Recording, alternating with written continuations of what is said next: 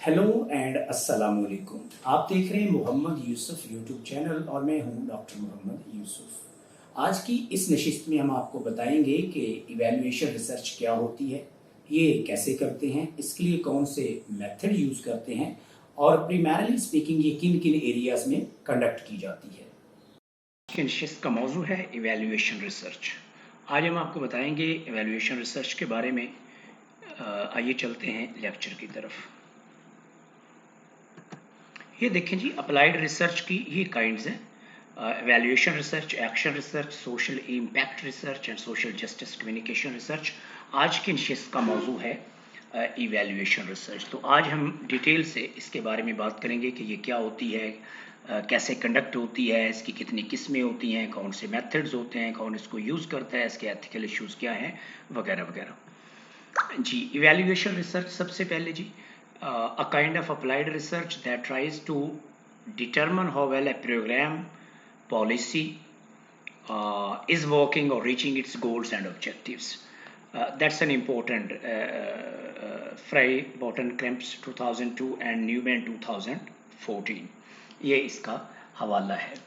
बुनियादी तौर पे इस इवैल्यूएशन रिसर्च का मकसद ये होता है, चूँकि ये अप्लाइड रिसर्च की एक काइंड है, इसका मकसद ये होता है कि जो कोई प्रोग्राम, कोई पॉलिसी जो हमने इंट्रोड्यूस करवाया है, वो किस हद तक अपने गोल्स को और ऑब्जेक्टिव्स को अचीव कर रहा है या नहीं कर रहा, या उन गोल्स के करीब तरीन जा रहा है या नहीं जा रहा। बुनियादी तौर पे इवैल्यूएशन का मतलब चूँकि तज्जिया है, जैसे टू एवेल्यूएट और एवेल्यूएशन और एनालिसिस करना है, तो हम एनालिसिस करते हैं, तज्जिया करते हैं कि हमारा जो प्रोग्राम हमने शुरू किया है या जो पॉलिसी इंट्रोड्यूस करवाई है, वो किस हद तक उसके जो ऑब्जेक्टिव्स और गोल्स हमने सेट किए हैं उनको मीट कर रही है। कुछ एग्जांपल्स देख लेते हैं जी।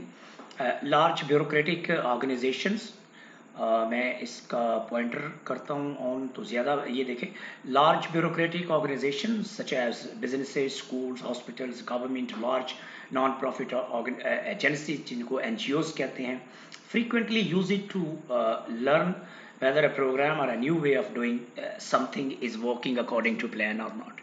यानी अगर हम किसी प्रोजेक्ट को, किसी आइडिया को, किसी पॉलिसी को नया डायमेंशन देते हैं, तो क्या वो नया डायमेंशन जो है वो काम कर रहे हैं, वो नया new way of doing the things is working और नॉट। उसकी इवैल्यूएशन के लिए जो हम रिसर्च इस्तेमाल करते हैं उसे हम इवैल्यूएशन रिसर्च कहते हैं।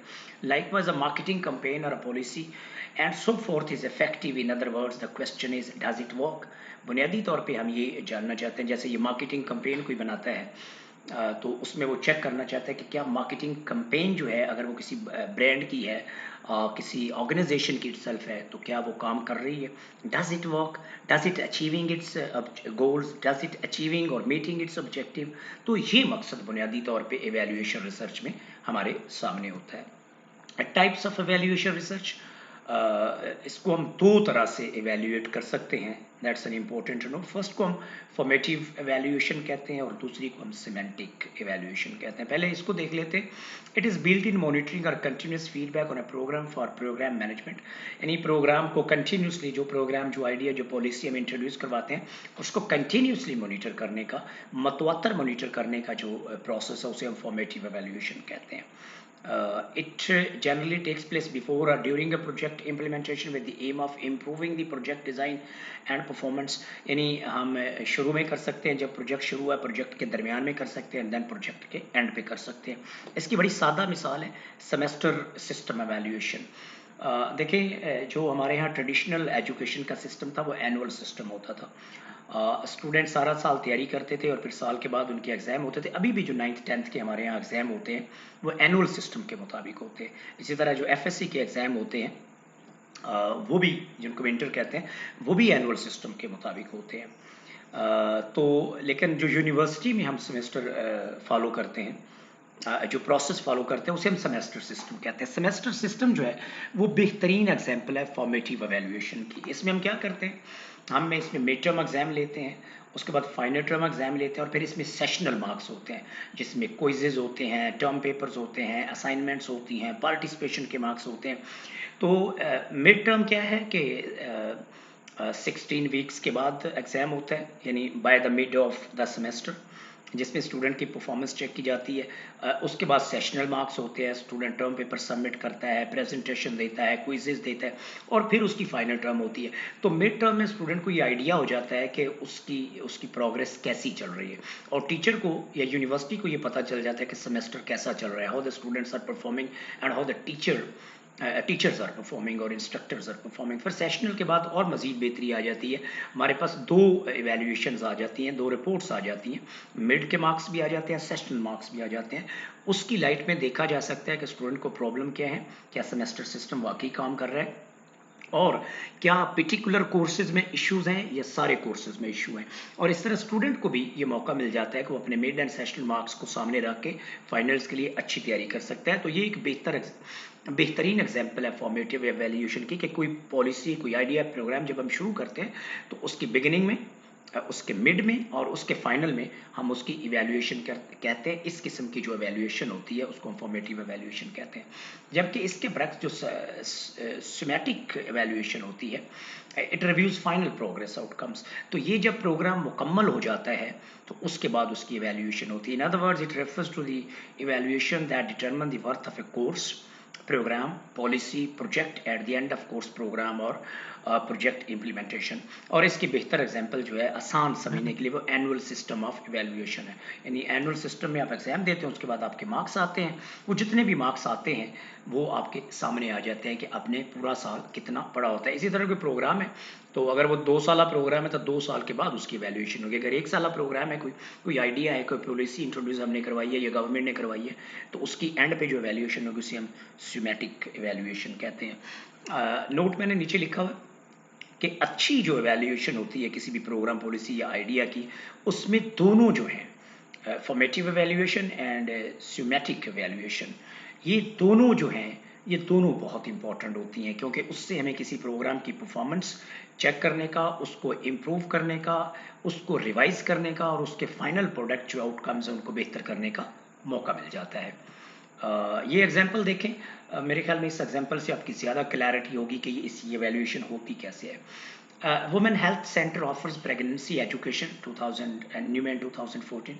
ये एग्जांपल न्यूमैन की book social research methods, social research colon qualitative and quantitative approaches, यानी social research method colon quantitative and qualitative approaches से मैंने ली है।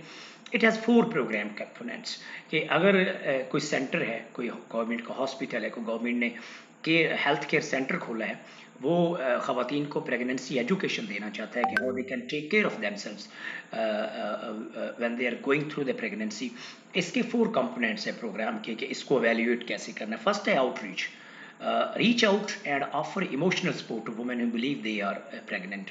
तो आप उनको, यानी वो जो हेल्थ केयर है वो उनको रीच आउट कैसे करता है, उनको इमोशनल सपोर्ट देने के लिए, ठीक है। और फिर एजुकेशन दूसरा कंपोनेंट है, प्रोवाइड करंट इन्फॉर्मेशन अबाउट किस तरह उनको एजुकेशन देनी, किस तरह उनको इन्फॉर्म करना है, किस तरह उनको एजुकेट करना है कि how they can take care of themselves. ये दूसरा पॉइंट है। यानी पहले आउटरीच के आइडेंटिफाई करें कि कौन कौन लोग हैं जो इस प्रोसेस से, आई मीन विमेन है जो इस प्रोसेस से गुजर रही हैं, this is outreaching. And then once you outreach them, जब आप उनको आइडेंटिफाई कर लेते हैं, उन तक पहुंच जाते हैं, second step is to create awareness, उनको एजुकेट करना है, उनको एजुकेशन देनी है। और तीसरा पॉइंट जो है वो counselling women about their health risk and concerns, और उनको काउंसल करना है, उनको मशवरा देना है, उनको आपने गाइड करना है कि how they can reduce the health related risk during this process. And then referrals, last point, refer pregnant women to the health care providers और फैमिली प्लानिंग एजेंसीज। यानी वो हेल्थ सेंटर अगर समझता है कि उनको किसी अच्छे हॉस्पिटल में या फैमिली प्लानिंग एजेंसीज जो हैं वहाँ रेफ़र करने की ज़रूरत है, तो they are referred there so that they could be taken care of in a more well manner, उनके ज़्यादा बेहतर तरीके से जो है वो टेक ऑफ उनको किया जाए, उनके टेक केयर की जा सके। For example Smith and Jean concluded, अब ये 3 पॉइंट है कैसे, how much staff the researcher asked me and how many supplies have been devoted to outreach activity in the last year. हम एवेल्यूएट अगर इस प्रोग्राम को करना चाहते हैं तो हम देखेंगे कि कितना स्टाफ था किसी हेल्थ सेंटर के पास और उन्होंने कितनी एक्टिविटीज़ पिछले साल के लिए, कितना अपना टाइम डिवोट किया है to reach out the pregnant womens. The second point, how many calls or inquiries could be traced to such efforts। और फिर जाहिर है अगर उनके पास कोई मोबाइल ऐप थी उस हेल्थ सेंटर के पास जिससे वो रीच आउट करते थे। तो जो एनालिसिस करेगा इस प्रोग्राम का रिसर्चर, जो ऑडिट करेगा, वो देखेगा कि उन्होंने कितनी कॉल्स की, कितनी बार रीच आउट किया उन लोगों तक जो उनकी ड्यूटी थी, जिनको उन्होंने एजुकेट करना था, काउंसिल करना था। And then last one, how many women from target groups contacted और came to the centre for counselling. और जब आपने रीच आउट किया, एजुकेट किया, तो फिर देखेंगे कि उनमें से कितनी खवातीन जो हैं जिनको आपने एजुकेट किया, बताया कि हेल्थ रिलेटेड रिस्क क्या है, किस तरह वो आपने इन्फॉर्मेशन उन तक डिसिमिनेट की, तो फिर उनमें से कितनी टारगेट ग्रुप से, अगर फ़र्ज़ करें आपने 200 लोगों को रीच आउट किया, उनमें से 200 में से कितनी खवातीन जो है वो वापस सेंटर के पास आई फॉर काउंसलिंग, रहनुमाई के लिए, गाइडेंस के लिए, हेल्थ रिलेटेड रिस्क जो थे, कंसर्न थे, उनको कैसे कंट्रोल करना है, उनको कैसे मिनिमाइज़ करना है, उनका कैसे ख्याल रखना है।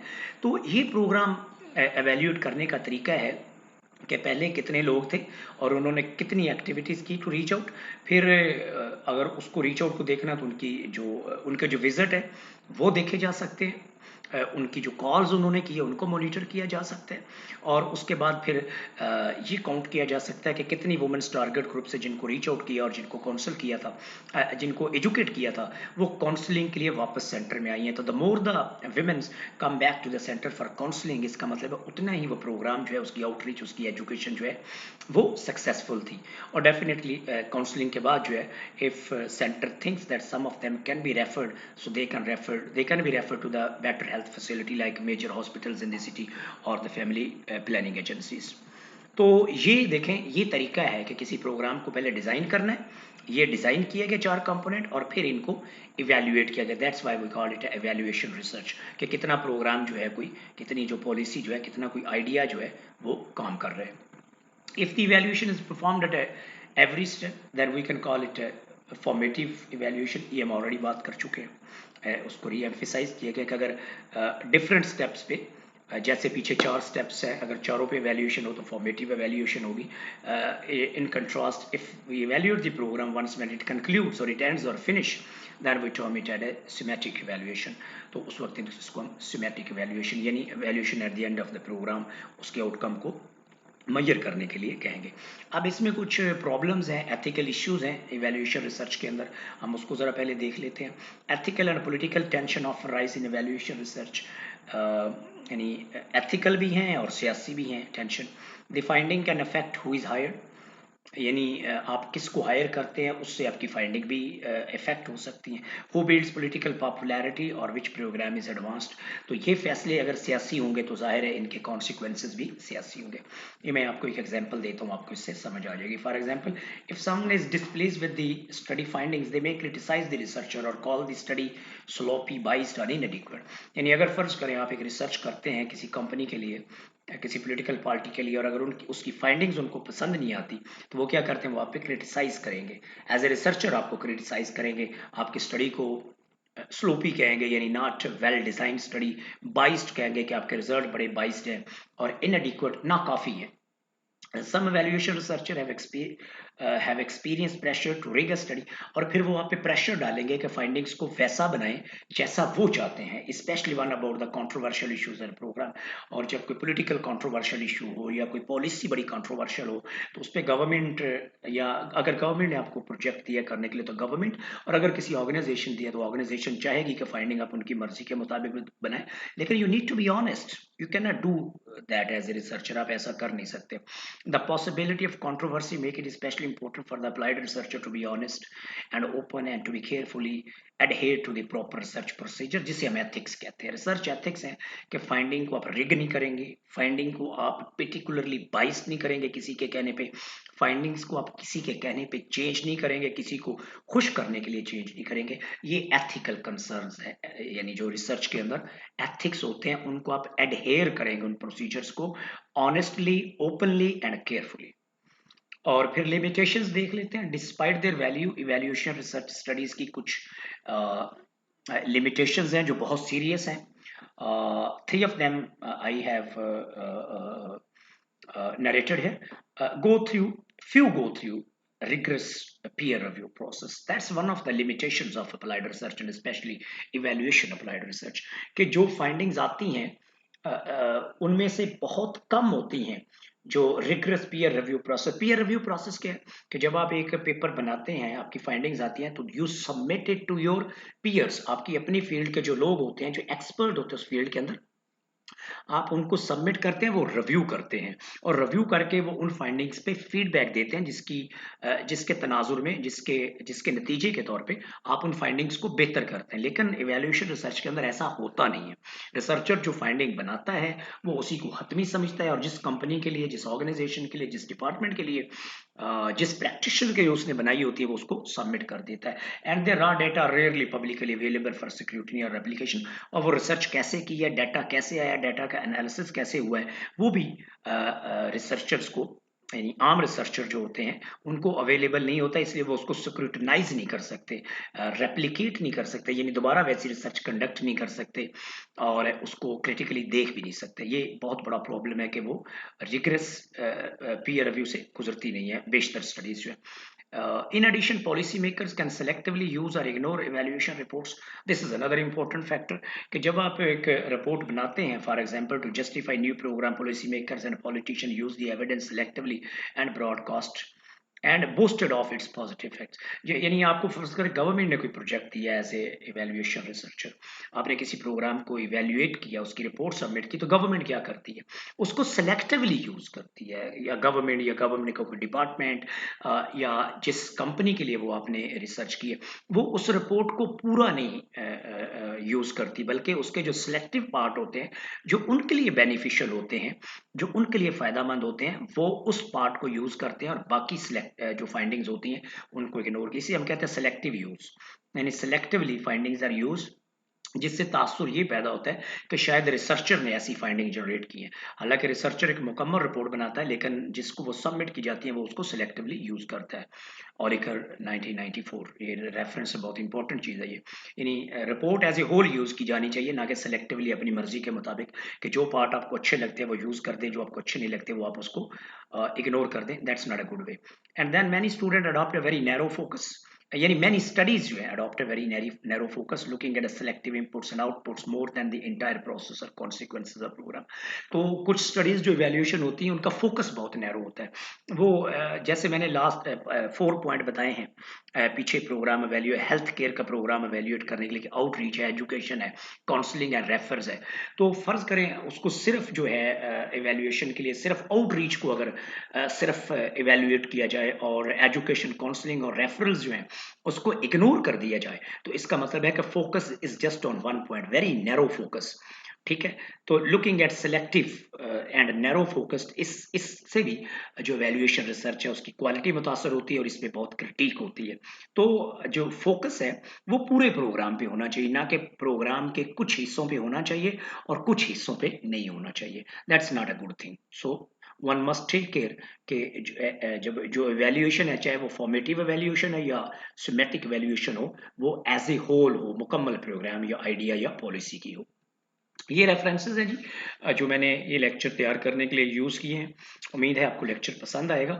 अगर still if you have any query about evaluation research, questions, problems, you can post in the comments box section.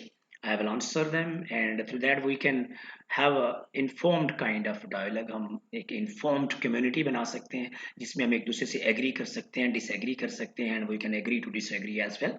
और इस तरह हम एक दूसरे से सीख सकते हैं। देखते रहिए और लोगों के साथ शेयर करते रहिए। मैं आपके फीडबैक का इंतज़ार करूँगा। Take care.